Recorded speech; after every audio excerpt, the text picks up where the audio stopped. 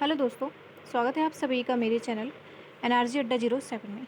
आज हम डिस्कस करेंगे बीए 6 सेमेस्टर का जो फर्स्ट पेपर आपका भाषा विज्ञान हिंदी भाषा एंड देवनागरी लिपि।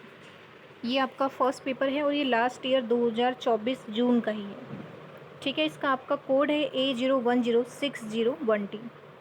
ठीक ठीक है, फिर हम देखेंगे इसमें अति लघु उत्तरीय प्रश्न, वेरी शॉर्ट जो क्वेश्चन आंसर होते हैं इसमें चलेंगे। देखिए, आप सबको पता ही है क्योंकि हम थर्ड ईयर में हैं, और थर्ड ईयर जब जब हम थर्ड ईयर में होते हैं तो हमें सारे ही रूल रेगुलेशन पता होते हैं कि पहले जो 5 क्वेश्चन हैं वो पाँचों करना कंपलसरी होता है, और एक जो क्वेश्चन होता है आपका 3 नंबर का होता है, साथ ही उसे 75 शब्दों में हमें करना होता है। ठीक है, आगे चलेंगे हम कि भाषा किसे कहते हैं। भाषा के वैज्ञानिक अर्थ को स्पष्ट करते हुए उसकी एक परिभाषा भी दीजिए। तो भाषा किसे कहते हैं उसे बताना है, फिर एक भाषा के वैज्ञानिक अर्थ क्या है वो बताना है, उसके बाद आपका उसकी एक परिभाषा भी देनी है। तो किसी भी एक साहित्यकार का परिभाषा उठा के आप दे सकते हैं। फिर आपका सेकंड कि राज्य भाषा से क्या तात्पर्य है, भारतीय संविधान में कितनी राज्य भाषाएं मानी गई हैं, ये भी आपको बताना है। ठीक है, थर्ड है आपका कि भाषिक संरचना में शब्द वाक्य किसे कहते हैं, उसको भी बताना है। फिर आपका है कि पूर्वी हिंदी की बोलियों का संक्षिप्त परिचय दीजिए। पूर्वी हिंदी की जो बोलियां थी उसके बारे में आपको थोड़ा सा बताना है। पांचवा क्वेश्चन आपका कि हिंदी भाषा में अल्प प्राण एवं महाप्राण से क्या तात्पर्य है। अल्प प्राण मतलब जिसपे कम जोर लगे, और महाप्राण जिन शब्दों पे ज़्यादा जोर लगे, ये होता है। ठीक है, नेक्स्ट हम चलेंगे आपका वेरी शॉर्ट तो हो गया आपका, फिर शॉर्ट है जिसमें आपको 3 क्वेश्चन मिलते हैं और एक क्वेश्चन आपका 7.5 नंबर का होता है, और इस क्वेश्चन का आंसर आपको 200 शब्दों में देना होता है। ठीक है, छठा क्वेश्चन आपका कि भाषा के विविध रूपों पर प्रकाश डालिए।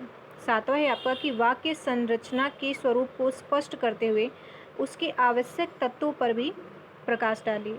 आठवां है आपका कि हिंदी की उपभाषाओं तथा बोलियों का विवेचना प्रस्तुत कीजिए। तो उपभाषाएं तथा जो बोलियां हैं उसकी क्या करनी है, विवेचना आपको प्रस्तुत करना है। नेक्स्ट है आपका खंड स, यानी कि जो लॉन्ग क्वेश्चन होता है आपका, इसमें आपको 5 क्वेश्चन दिए जाते हैं, 5 या 6 भी मिलते हैं कई जगह, जिसमें आपको सिर्फ 3 क्वेश्चन करना होता है और 2 ऑप्शनल रहते हैं। साथ ही आपको ये जो क्वेश्चन है आपका एक, ये 15 नंबर का होता है। एक क्वेश्चन आपका 15 नंबर का होता है, यानी कि 3 क्वेश्चन आपका 45 नंबर का होता है। आगे चलेंगे हम कि शब्द से क्या अभिप्राय है, उसके स्वरूप को स्पष्ट करते हुए शब्द के भेदों पर विस्तार से प्रकाश डालिए। पहले आपको शब्द के बारे में बताना है, फिर उसके स्वरूप को बताना है।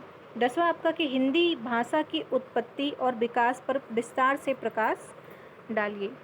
11वां आपका कि खड़ी बोली के नामकरण संबंधी मतों का, खड़ी बोली को हम क्या करते हैं, कौरवी बोली भी बोलते हैं, इस बात को याद रखिएगा क्योंकि हो सकता है क्वेश्चन थोड़ा घुमा फिरा के बोल दे। तो खड़ी बोली को हम कौरवी बोली भी बोलते हैं, या कौरवी बोली को ऐसे बोल दे, कौरवी बोली या खड़ी बोली, दोनों में से कोई एक ही देगा, तो आप इस बात को समझ जाइएगा।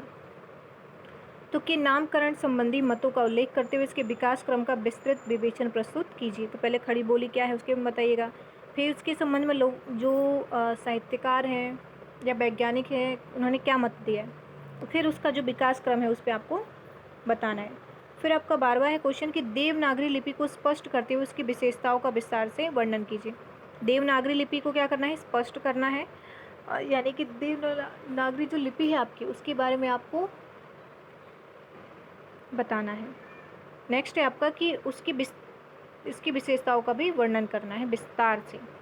13 है आपका कि भाषा विज्ञान के स्वरूप को स्पष्ट करते हुए उसके विविध क्षेत्रों का विस्तार से उल्लेख कीजिए। तो पहले बताना आपको कि भाषा विज्ञान क्या है, फिर उसके स्वरूप को स्पष्ट करना है। जिस क्वेश्चन को पूछा जाए उसके बारे में थोड़ा डिटेलिंग बता दीजिए, क्योंकि भाषा विज्ञान पूछ रहा है तो पहले थोड़ा सा बता दीजिए कि भाषा विज्ञान क्या होता है। देवनागरी लिपि पूछ रहा है तो आपको बता देना है कि देवनागरी लिपि क्या है। ठीक है, फिर उसके क्षेत्र, उसमें पूछ रहे हैं कि उसके विविध जो क्षेत्र हैं उसका विस्तार से उल्लेख कीजिए। सो 2 से 3 पार्ट में क्वेश्चन को आप बांट लीजिए और उसके हिसाब से आप आंसर देंगे तो क्वेश्चन ज़्यादा लेंदी नहीं लगेगा, और आंसर भी आपको, आंसर जो आप देंगे उसमें भी आपको ठीक रहेगा, क्योंकि हम एक ही टॉपिक डाल देते हैं और 3-4 पेज भरते जाते हैं, तो ऐसा नहीं होता है। 3-4 उसमें टाइप में आप बांट लीजिए क्वेश्चन को 3-4 भागों में, और फिर उसके हिसाब से आंसर दीजिए। तो फिलहाल के इतना ही, और सेकंड पेपर का मैं कह नहीं सकती, क्योंकि सेकंड पेपर भी अब प्राप्त नहीं हुआ है मुझे।